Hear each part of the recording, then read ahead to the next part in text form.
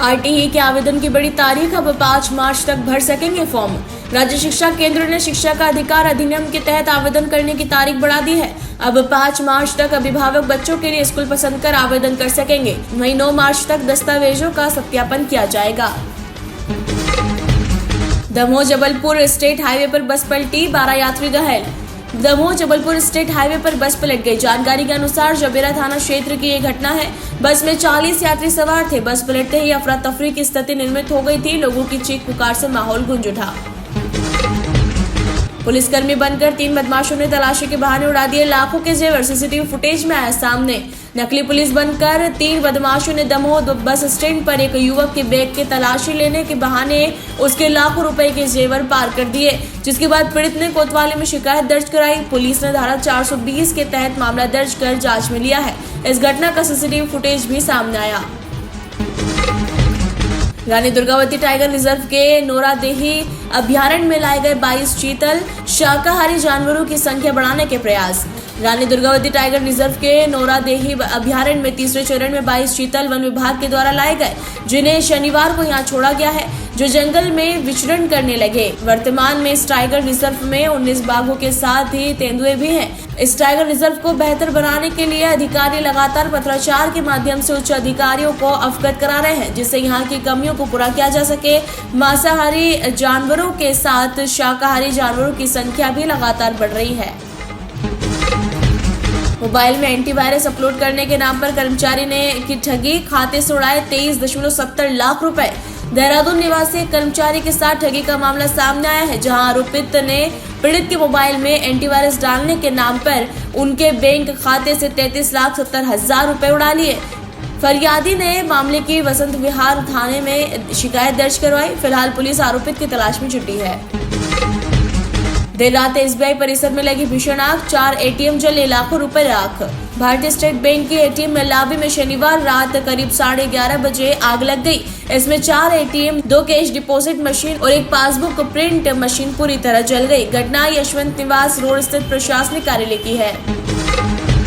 अनुकंपा नियुक्ति की मांग पर हाईकोर्ट की टिप्पणी, ये मृतक की संपत्ति नहीं। हाईकोर्ट ने अपने महत्वपूर्ण आदेश में साफ किया कि महज उत्तराधिकार प्रमाण पत्र के आधार पर अनुकंपा नियुक्ति की मांग स्वीकार नहीं की जा सकती। न्यायमूर्ति विवेक अग्रवाल की एकल पीठ ने अनुकंपा मृतक की संपत्ति नहीं है इस टिप्पणी के साथ याचिका निरस्त कर दी।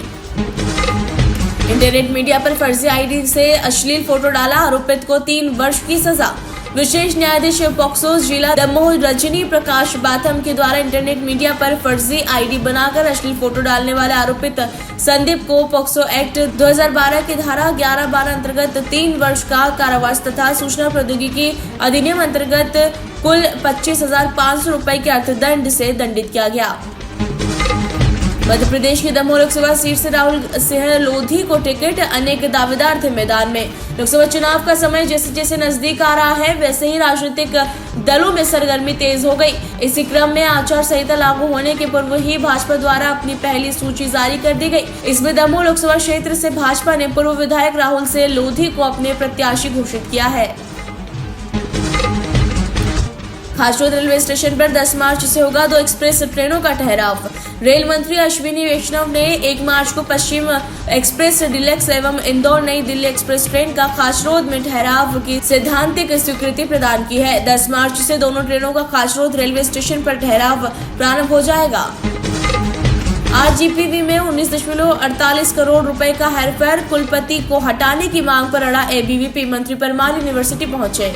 राजधानी में स्थित राजीव गांधी प्रौद्योगिकी विश्वविद्यालय में करोड़ों रुपए की धांधली का मामला सामने आया। इस संस्था के खाते से 19.48 करोड़ रुपए निजी खाते में डाले गए हैं।